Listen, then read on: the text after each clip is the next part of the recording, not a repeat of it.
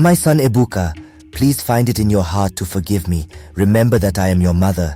I carried in my womb for 9 good months. I don't really know what came over me. Biko, please forgive me, my son.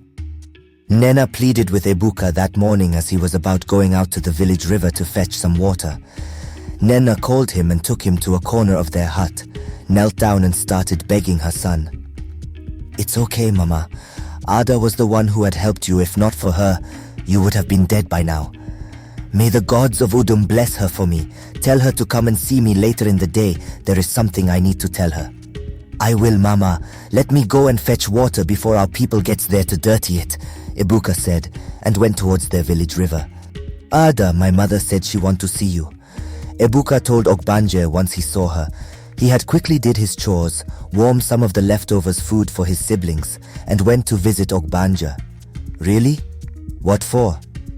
I don't really know, Ada. With the way she had sounded, it looks as if whatever she wants to tell you is important. Whenever you are less busy, you can go and see her.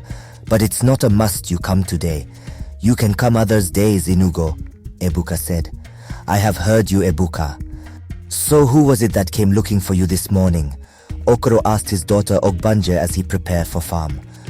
Ugochi and Uzochi were still sleeping. Oh, Papa, it's my childhood friend Ebuka. He came to tell me that his mother wants to speak with me urgently. And what did you reply him? I know you did not say yes to go and see that witch of his mother. A mother who would kill her children for wealth and also kill her husband is a very wicked woman. If I was in Ebuka's shoe, I would have poisoned her since. But nevertheless, the gods knows why they left her alive.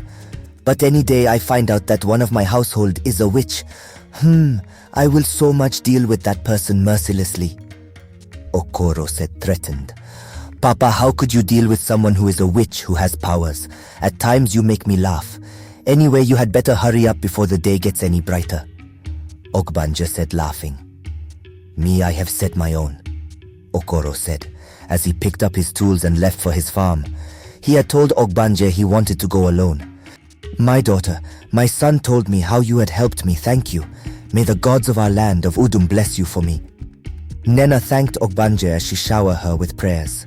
Mama Ozigo, just thank the gods that you are alive and well to see today.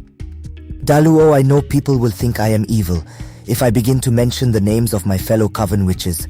You'd be surprised to know that we buy and sell from these people, but I won't say a thing. I won't. I don't want anything to do with them again. Mama, nothing is hidden under the sun for long.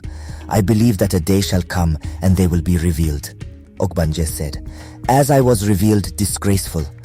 Ogbanje, the main reason why I had called you to see me is to tell you that you should be wary of your stepmother.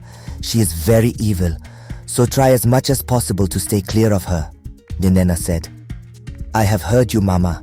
I better be on my way now, Mama. I don't want my father to start looking for me when he is back from the farm. Tell Ebuka to see me once he returns from the farm. Ogbanje told Nena as she got up to go.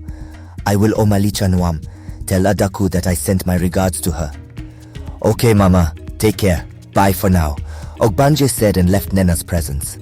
O.G.B.A.N.J.E and her sisters went to fetch firewood they will use that evening.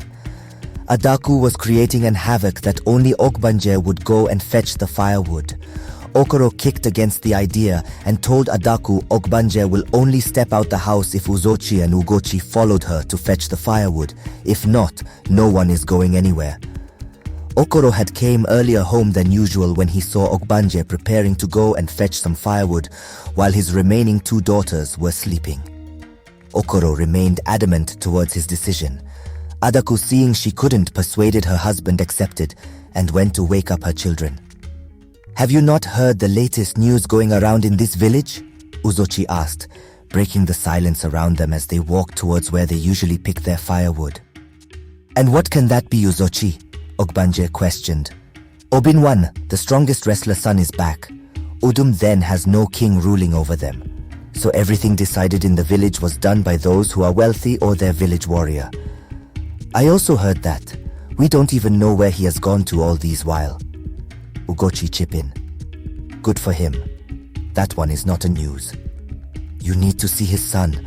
O.G.B.A.N.J.E has turned into a handsome young man and you won't believe what his father said, Uzochi said. And what is it? Ogbanje asked. O.G.B.A.N.J.E will soon choose a bride, Uzochi said, elated in happiness. Okay, I wish him luck in that, Ogbanje said as they got to where they usually fetch their firewood and started picking the woods. You are only talking like this because you haven't seen O.G.B.A.N.J.E. If you had, you would have been daydreaming like us, Ugochi told Ogbanje. If I had seen him, I would have only greeted him and go my way. Besides, O.G.B.A.N.J.E, or whatsoever you called him, is not in my heart. And please, let's leave O.G.B.A.N.J.E out of this and do what we came here for. The sky is not getting any brighter, Ogbanje said as they picked up a sizable amount of firewood and started home. On their way home, they met an old woman who has great injuries on her left leg and was walking with great difficulties, and a pot of water rested on her head. The twins were the first to notice her. Look at that old woman. She knew very well that she is injured and still yet carries a water pot on her head. Ugochi spoke first. I wonder too now, if we pass her and did not help her, she will say they did not train us well.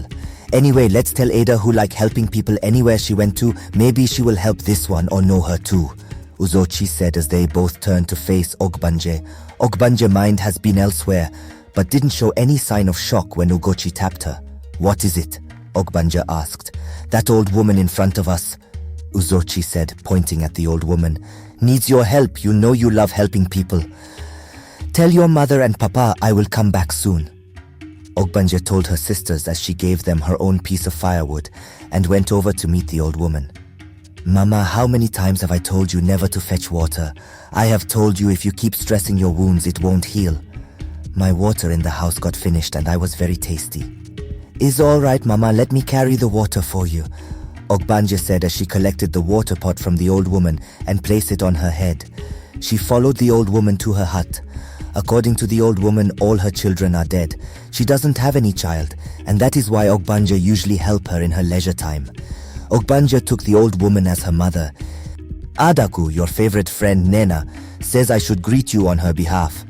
The day I will cut off your mouth you used to eat abacha to call me by my name is coming soon, Anuofia. Is that not your given name again? Anytime you stop calling me Ogbanje, I will stop calling you Adaku and start calling you stepmother. I don't blame you. I will definitely deal with you one of these days. Empty drums make the loudest noise.